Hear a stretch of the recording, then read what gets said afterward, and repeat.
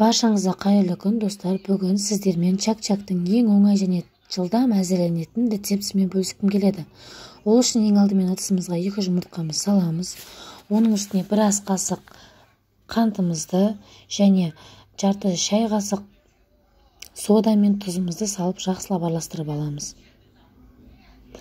Қантты көп қосудың қажеті жоқ, өйткені қантты көп қосатын болсақ, онда біздің чак-чагымыз көтерілмей қалады.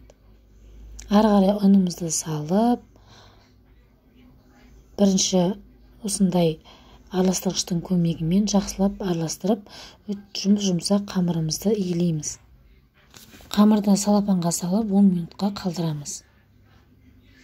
Дайын болған қамырды жаямыз.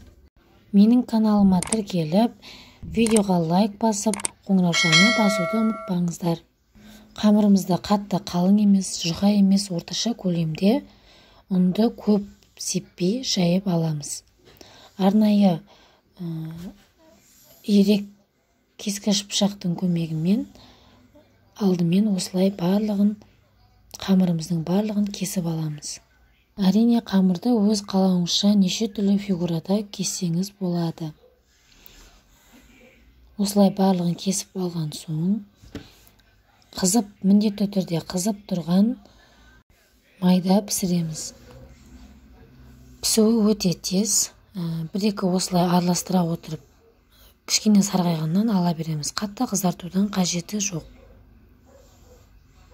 Осылай чак-чактарымызды барлығын пісіріп алғаннан кейін, оның үстіне қоюлатылған сүтімізді, яғни сгущенкамызды салып, ыдысты сілкей отыра араластырамыз. Сонда біздің чак-чактарымыз езіліп, фигурасын жоғалтпайды. Чак-чак дайын болды.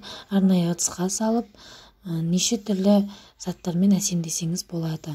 Жасап көруге кеңес беремін. Астарыңыз дәмді болсын.